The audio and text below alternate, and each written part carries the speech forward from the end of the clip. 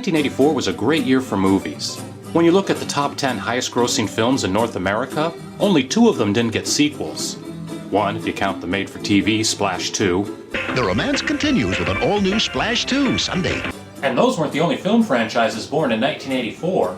That same year also saw the release of the first Terminator, Revenge of the Nerds, Missing in Action, and one of our favorites, Wes Craven's A Nightmare on Elm Street. I love the old New Line Cinema logo. It's very disappointing when movies from the 70s or 80s get released on Blu-ray or streaming, and the studio replaces their old logo with the newest version. I hate that. It breaks the spell of the time period the movie was made. The pre-credit sequence of Freddy building his glove is genius. The lighting suggests the reflection of flames, giving an otherworldly feel. Even the decision to shrink the image down to a smaller box adds tension. The movie is suggesting you're not prepared to see the entire picture yet. And then the title pops up. I think this is the best of the Nightmare logos. The others look too slick. Like the original New Line Cinema logo, this one has an appealing handmade quality to it. Heather Langenkamp's name is buried way down in the opening credits, considering she plays the main character.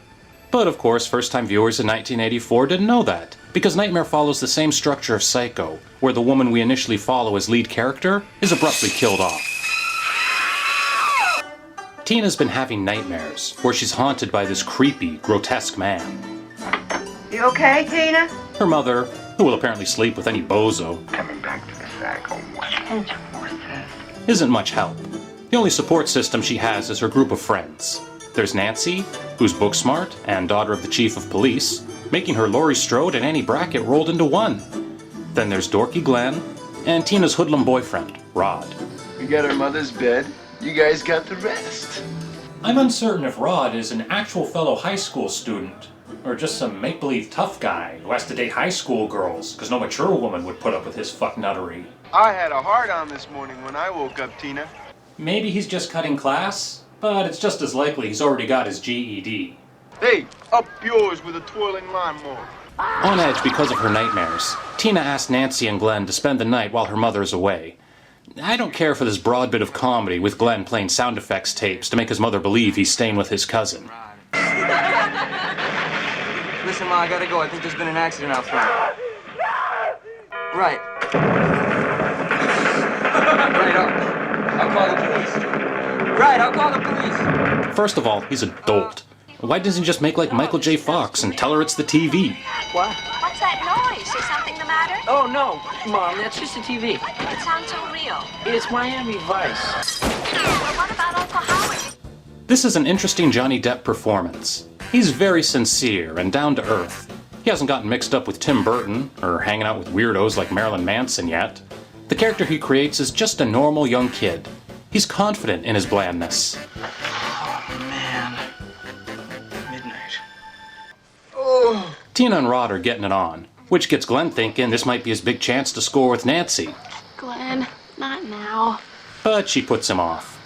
We're here for Tina now, not ourselves. She's a duty-first kind of girl.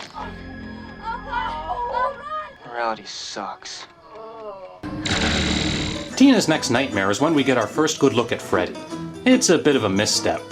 It looks funny when you notice his left arm is just a couple inches too short to reach the wall. I feel like that's a mistake. If Freddy can make his arms stretch to superhuman lengths, why would he miss connecting on both sides? Just for the symmetry of the fright. I bet someone made a mistake when they were taking measurements for the fake arms, and then when they got to the set, there was jack shit they could do. I mean, they can't pick up the garage and move it an inch closer.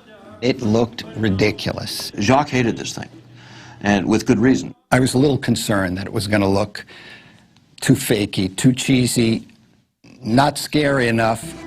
In the later films, Freddy became a wisecracking, pun-making, energetic goofball. Robert Englund famously called this de-evolution of the character Freddy as a game show host. It's always a good party when they serve cocktail weenies. Oh, we spilled, but not the one we chose for ourselves. Mmm, num num num num num. But in part 1, Freddy is a darker character. The makeup isn't slick. It actually looks gross. Instead of silliness like riding a skateboard or controlling his victims like they're video games, his presence feels threatening. His posture reminds you of an old drunk, shuffling down an alley late at night. The jokiest he gets is when he shows off by cutting off his fingers. The delight in his face suggests he's just discovering the depth of his powers. He's looking at Tina like, can you believe this shit? Freddy kills Tina in her dream, and she dies in real life, in a fantastically supernatural manner. Her body levitates, she's dancing on the ceiling like Fred Astaire. This is a classic photography trick, where the camera is mounted to the floor, and the room is actually in a huge drum that rotates, shifting the gravity, and creating the illusion people are climbing the walls onto the ceiling. This shot here, where Rod reaches out for her, makes me wonder if this is a double exposure, or if they strap the actor to the floor, so that he's actually the one hanging upside down.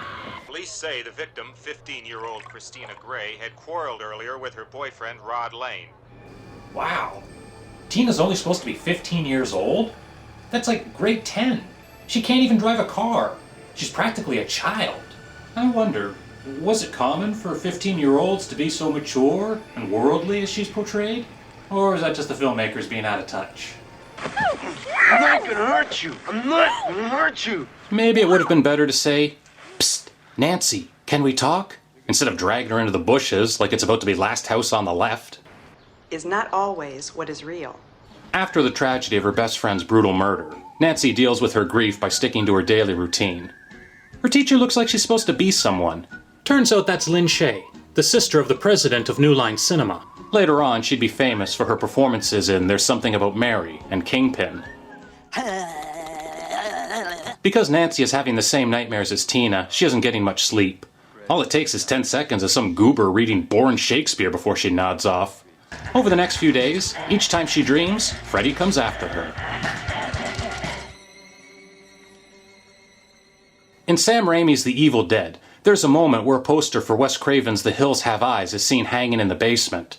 So in response, when Wes Craven made Nightmare, he had Nancy watching The Evil Dead on TV. After that, Sam Raimi put Freddy's glove in Evil Dead Part 2. Nancy sneaks Glenn into her bedroom. He's hoping it's because she's finally ready to give up the goods. But instead she wants him to keep an eye on her while she sleeps. Shake her awake if she starts freaking out. Pleads with him not to fall asleep. You can't mess up. So what does he do? He falls right asleep. Thank God she didn't sleep with him at Tina's, as he's clearly the sort of guy who promises he'll pull out and then at the last second forgets to. While Glenn is asleep at his post, Nancy is trapped in the nightmare. Tina looks like Laura Palmer wrapped in plastic. In her dream, Nancy saw Freddy attacking Rod, so she runs to the police station to sound the alarm. I have to say, I'm surprised the police let Rod keep his leather jacket. Clearly, Rod views the jacket as a key part of his identity. Did I ever tell you that this here jacket represents a symbol of my individuality and my belief in personal freedom? That's his security blanket. So when the cops think he's a child killer, the first thing they would have done to humble and humiliate him is strip him of his beloved jacket. There's no way they're letting him keep that.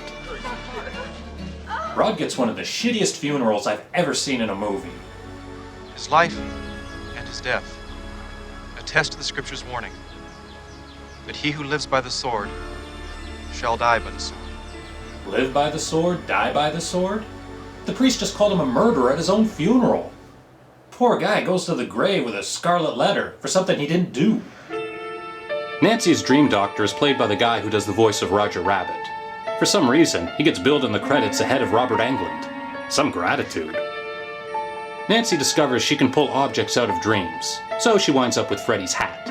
It even has his name written in it. Fred Krueger, Mom. Fred Krueger. I guess he signed the brim in case he lost it? Is that how he got caught? The wind blew it off his head at one of the child murder scenes? Nancy's mother finally tells her the whole story. How Fred Krueger was a filthy child murderer who was arrested but had to be set free because of a technicality. All the parents got together and burned him alive. I'll be back! I'm free! Free! And Nancy's mother kept his glove, just the way serial killers like to keep trophies. How could she stand having that in her house all the years, knowing it was used to end the lives of children? Their DNA is still all over it. There was a small bit cut from this scene, in which it's revealed Nancy had an older sibling that was murdered by Freddy. Glenn. Rod. Tina. They all had a brother or sister once. too, Nancy. You weren't always an only child. I'm not sure if that's needed. I think cutting it out was the right decision. It feels too much like Michael Myers being Laurie Strode's brother. We don't need Freddy coming after Nancy to finish what he started with her sister. He killed one sister 15 years ago, now he's trying to kill the other. The children paying for the sins of their parents is a more unsettling motivation. Now Nancy's big plan is to grab hold of Freddy, so she can pull him out of her dreams, like she did the Hat. Her theory is once he's in the real world, he'll be vulnerable, and Glenn can kick his ass. Are you crazy? Hit him with what? You're the jock. You have a baseball bat or something. Nancy gives Glenn a second chance to protect her, and again, he falls asleep. Jeesh, what is it with this kid? He hasn't been depriving himself of sleep all week like Nancy. He should have more stamina. While he's sleeping, Freddy gets Glenn. Boy, the filmmakers really got good use out of that rotating set. On her own, Nancy fills the house with booby traps in preparation for luring Freddy into the real world. I can't imagine how nerve-wracking it must be, screwing a gunpowder-filled light bulb into the socket, not 100% certain the current won't come through and make it explode, blowing your entire hand to smithereens. Nancy's bravery earns my deepest admiration. Her plan works. She pulls Freddy out of the dream, and he stumbles through the maze of traps she's set, which oddly for an R-rated horror film are far less horrific than the traps set for Joe Pesci and Daniel Stern in Home Alone.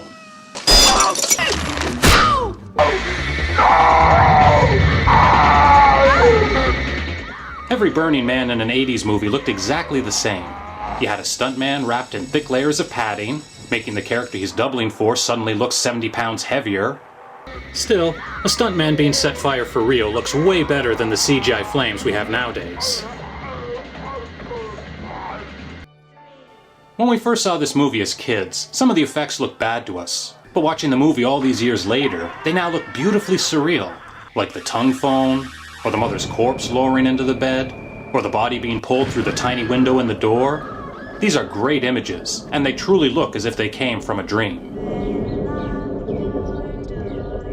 The movie was a financial success, so A Nightmare on Elm Street Part 2, Freddy's Revenge, was written, filmed, and playing in theaters less than a year after Part 1. Boy, George Lucas could only dream of such efficiency. Shenanigans! It's been a lot of fun, shenanigans. But now we've got to run. It's funny how the minutes seem to fly.